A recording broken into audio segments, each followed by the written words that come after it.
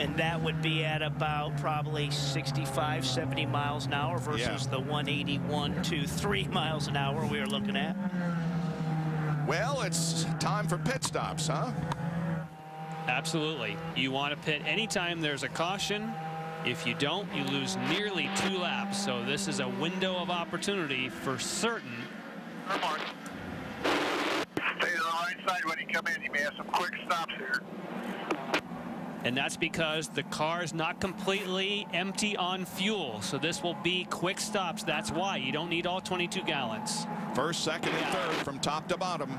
So the pressure is back on the tire changes now. It's not on those fuelers. 3, 2, 1.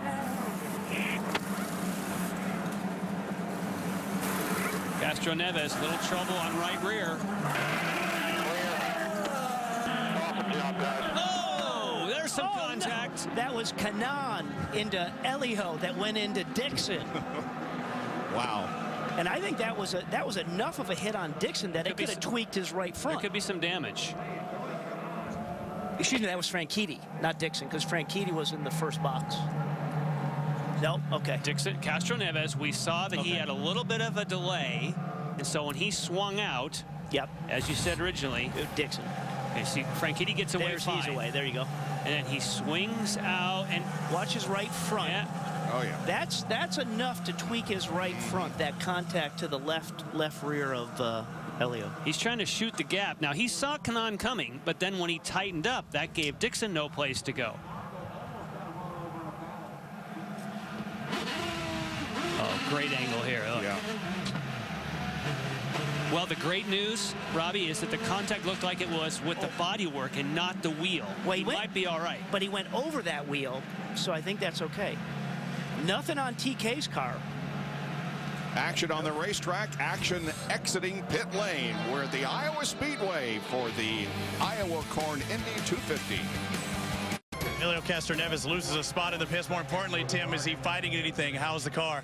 It was a little loose there to start the stint, but you know, I think he fought it pretty well. That pit stop, unfortunately, I told him that Tony was on his right, and he probably got bumped by Tony and then went into Scott. And we're not 100% sure about the steering, so take a little bit of a chance here. But, you know, Elio's been in this position before, and see what happens. He's saying anything at all to you? Yeah, he's saying the steering's off by a little bit, but, you know, not any more than we've had in the past. So hopefully it's okay. Thanks a lot, Tim. Lindy Thaxton.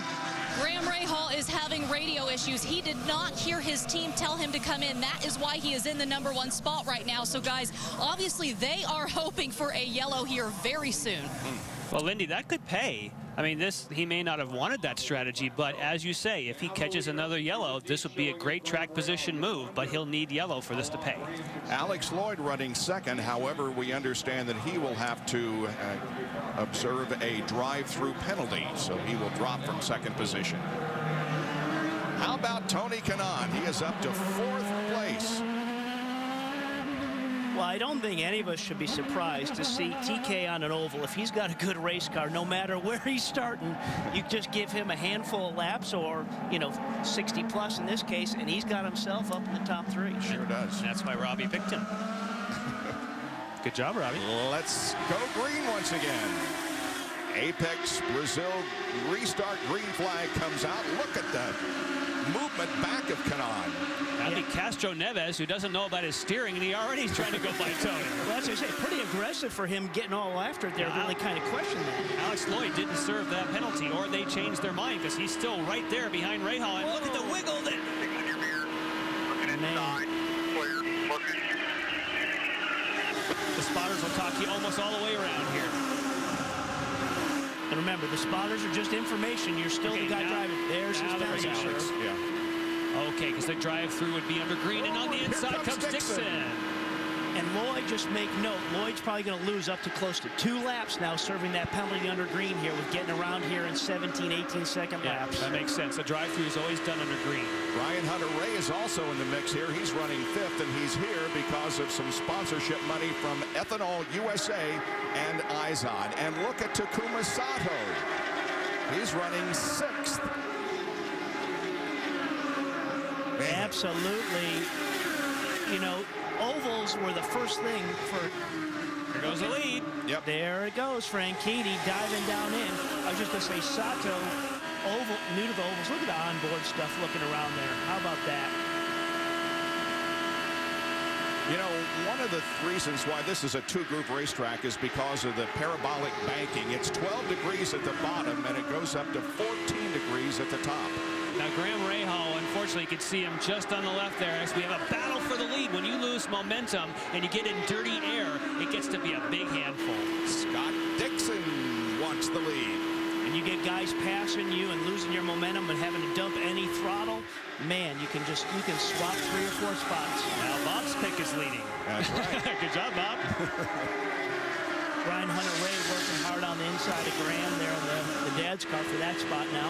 Riding on board with him. Dixon. And guys, here's what I project for Graham Rahal. He has until about a lap 87, and then he will be forced onto pit road. So right now, he would give his kingdom for another caution. Awesome shots. Really.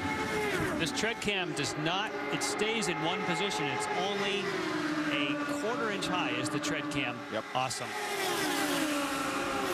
Top 3 cars running very, very close together on the racetrack. They're separated by a half a second, less than a half a second. Is TK going to just sit back there and kind of size these guys up right now, or is he going to want to get to the front? And from watching on board there, he's going to keep challenging Franchitti to see what he's got. Well, that represents our 3 picks right in a row. So Bob's leading. I'm second. You're third, Robbie. Not bad. Still early going. Still early going. Not bad, though. We've already had 5 leaders and 5 lead changes in the first 71 laps of this race. These teammates are leaning on each other. Yeah, they are. And Here comes Dario. Scott Dixon's car is okay.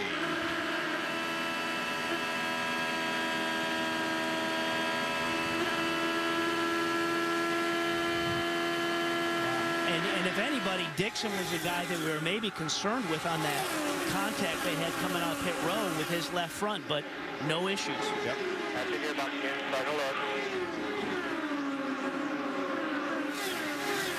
The first time that Graham Rahal had the air taken off, it looked like he really struggled, but now he's getting in the groove of running that traffic. And Sato got by him for the 5th spot, so that's as solid of a drive as we've seen for Sato being new to those ovals.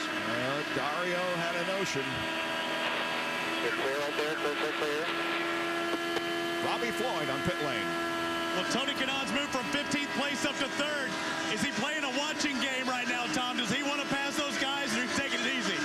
No, we got a long way to go, so we'll just sit tight. Car's good, plenty of downforce. We want a lot of green. What have you been telling him on the radio, or more importantly, what has he been telling you how the car is? Yeah, no, he said no changes at the stop, so we're good. And that's a good thing. A great thing, guys. Boy, these Target Chip Ganassi guys are going at it, aren't they?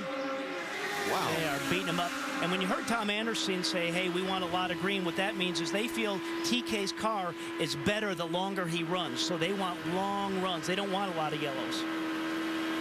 Dixon, Franchitti, and Kanaan running very, very close together on the racetrack. We are at the Iowa Corn Indy 250 presented by Pioneer. We'll be right back.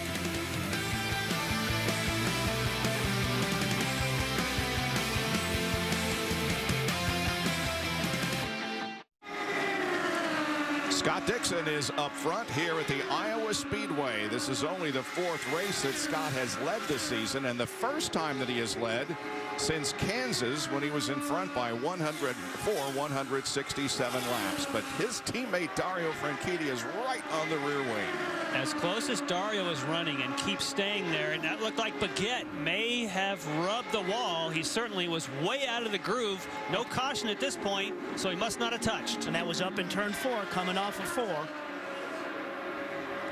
And we know once you get high in that groove, you get in those marbles. There goes Dario. Dario goes by. Oh, he's using traffic. He goes to the high side of Simona. That would be a pick. Nice. Did all that without overtake assists.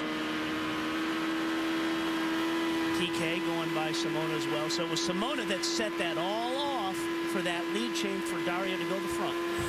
Here's Baguette. Yep. Oh, yeah, he's up against the wall there a little bit. Just a little white. But were there new tire marks? Because there was already tire marks there. Looks like they're going to replace the front wing. Meanwhile, on the racetrack,